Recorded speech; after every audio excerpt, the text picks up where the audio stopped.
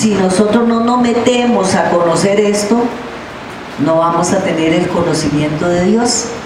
Hay tantas cosas lindas reveladas en la palabra, hay misterios, hay historias lindas, hay consejo, hay exhortación, porque Dios es amor, pero también Él, cuando nos tiene que llamar la atención, a través de la palabra nos llama la atención, y es personal, es para cada uno de nosotros. Así es que el conocimiento de las cosas de Dios viene a través de la plenitud de Dios. Entre más conocemos a Dios, entre más nos metamos aquí, Él va a ser revelado a nuestras vidas y vamos a caminar en ese conocimiento. Quinto, Colosenses 1:9.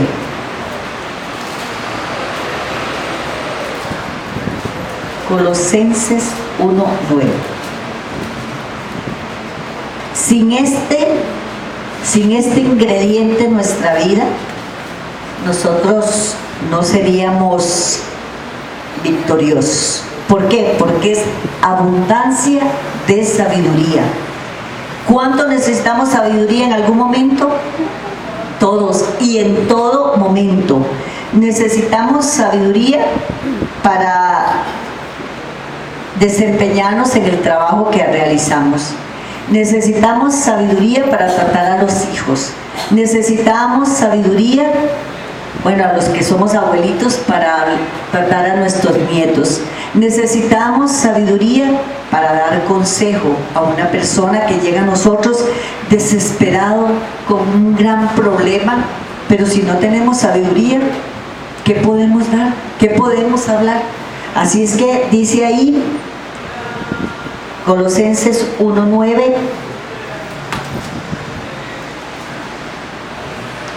por lo cual también nosotros, desde el día que lo oímos, está hablando Pablo, no cesamos de orar por vosotros y de pedir que seáis llenos del conocimiento de su voluntad, en toda sabiduría e inteligencia espiritual.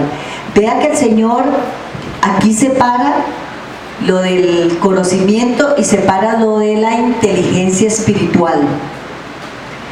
Para nosotros poder hablarle a una persona, aconsejarla, ayudarla, tenemos que tener inteligencia espiritual, porque la palabra de Dios nosotros no la podemos usar para contender, ni podemos enojarnos cuando estamos hablándole a alguien. Quizás quisiéramos darle con la Biblia, porque tal vez no le entra, pero no podemos hacerlo. Nosotros tenemos que usar la inteligencia que Dios ha depositado en nosotros para poder llevar y sacar a una persona poco a poco de sus ideas, de sus pensamientos, de sus razonamientos. Es lo más difícil cuando usted llega a donde personas que han estado metidas en doctrinas erróneas, en sectas. Cuesta mucho, pero si nosotros tenemos la inteligencia espiritual, el Espíritu Santo va a poner en nuestras bocas el consejo para poder ayudar a esas personas. Y como decíamos antes, el Evangelio es para toda criatura, Dios no hace acepción. Así es que tenemos que tener inteligencia espiritual. Observemos aquí que Pablo estaba pidiendo por nosotros, por usted y por mí. Recuerden que Jesucristo vino a los judíos, Él vino a su pueblo, a los judíos lo rechazaron. Dice, a los suyos vino y los suyos no le recibieron. Pero vino Pablo, se convierte al Señor, un perseguidor de la iglesia, uno que mataba a los cristianos, pero que le fue revelado el Evangelio.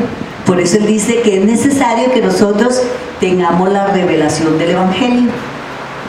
Y viene Pablo y empieza a predicar a los gentiles.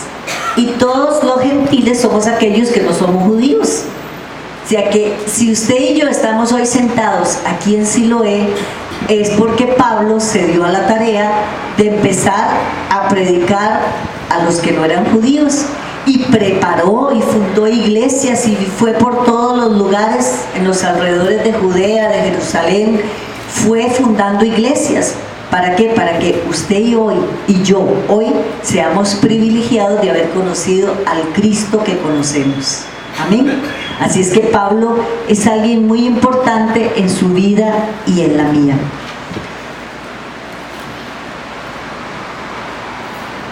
Sexto, plenitud del Espíritu. Vamos a Efesios 5:18. Nos está hablando el Espíritu Santo, ¿verdad? Necesitamos oír muchas veces estas cosas porque se nos olvida lo que tenemos en Cristo. Efesios 5:18.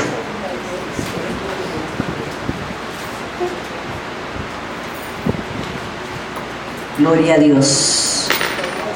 Dice así la palabra del Señor: no os embriaguéis con vino, en lo cual hay disolución, antes bien sed lleno del Espíritu Santo. Los que en la vida pasada, cuando no se tenía Cristo, tuvieron la experiencia de pegarse una jubatinga, ¿verdad? Porque todos los que no tenían a Cristo ya nos echábamos unos traguitos o unas cervecillas. Sabemos lo que es andar embriagados. Cuando usted está embriagado, pero no del Espíritu Santo, sino por licor, se hacen muchas cosas incorrectas. Se actúa de una manera no muy ecuánime, se transforma la gente, habla cosas, tal vez si tiene un resentimiento, si tiene algo ahí en su corazón que guardaba por años, empieza a sacarlo y a decir todo. Y hay un dicho popular que dice que ningún borracho, ¿verdad? O sea, que los borrachos siempre dicen la verdad. Pero hoy, en este texto, nos dice que no nos embriaguemos con vino, más bien embriagarnos en el Espíritu Santo. Y el Espíritu Santo, que es la tercera persona de la Trinidad, Padre, Hijo y Espíritu Santo.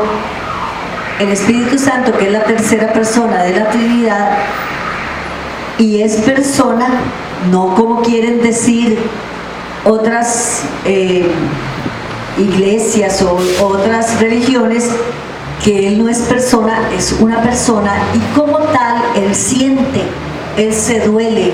Entonces dice que cuando nosotros nos embriagamos con vino y perdemos la noción de las cosas, el Espíritu Santo que mora en cada uno de nosotros se entristece.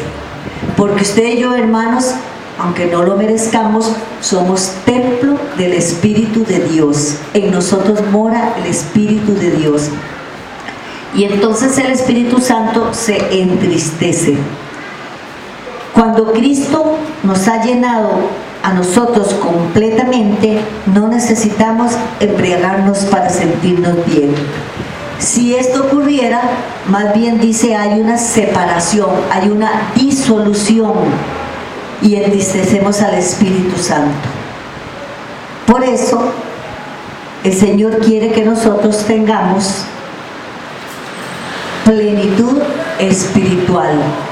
Y cuando gocemos y caminemos en esa plenitud espiritual, no vamos a necesitar ninguna otra cosa del mundo para sentirnos felices, para sentirnos con gozo, para sentirnos llenos. Ni aún en las cosas materiales. Él nos quiere bendecir, sí. Él nos quiere bendecir. Él no quiere ninguno de sus hijos mendigando pan, lo dice la palabra. No quiere ver a sus hijos mendigando pan. O sea que vamos a tener provisión en todo lo que necesitamos. Pero tenemos que empezar a experimentar la plenitud espiritual. Y esa plenitud espiritual solo se logra cuando usted se mete en la palabra. Ahora vamos a ver otra de las cosas que Padre Dios quiere para nosotros, y es la plenitud en Cristo, en su Hijo. Él quiere que estemos plenos en Cristo. San Juan 1:16. Gracias, Señor. San Juan 1:16.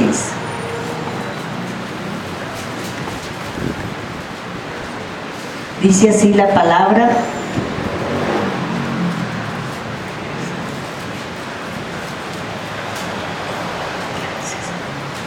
porque de su plenitud tomamos todos, y gracia sobre gracia.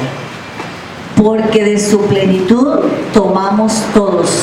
Vea que San Juan 1:16 no dice que de su plenitud toman algunos.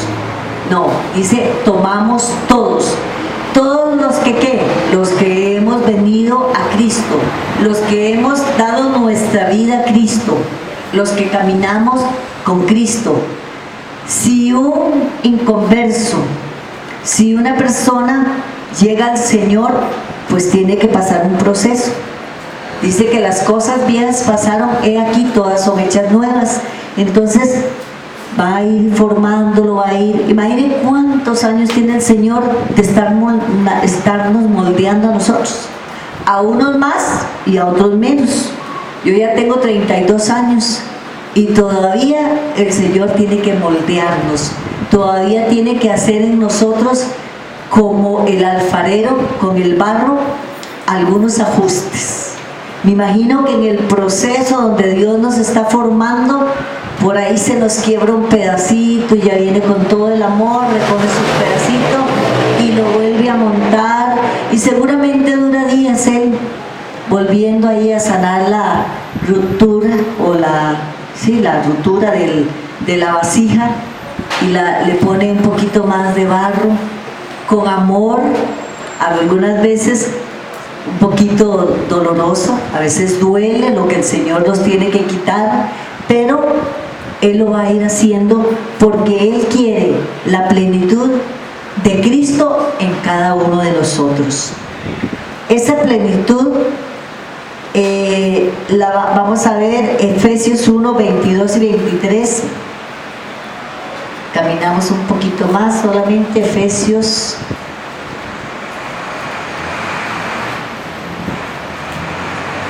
Gloria a Dios. Efesios 1:22 y 23.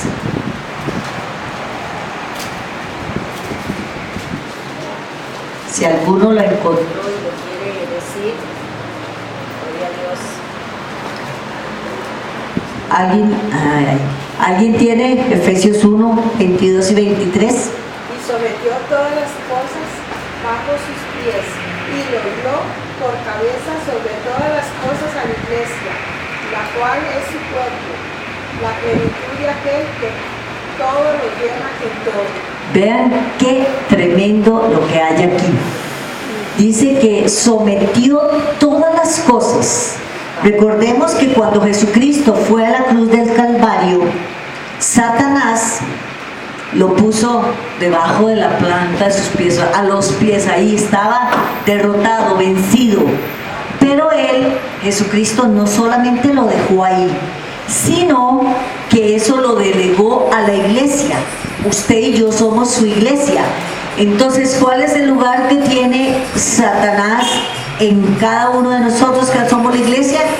Debajo de la planta de los pies. Ahí Él los sujetó, quedó sujeto. Pero usted y yo tenemos que estar guerreando, no podemos descuidarnos.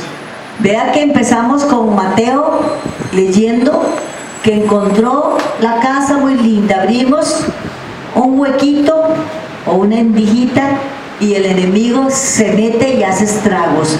Pero cuando usted está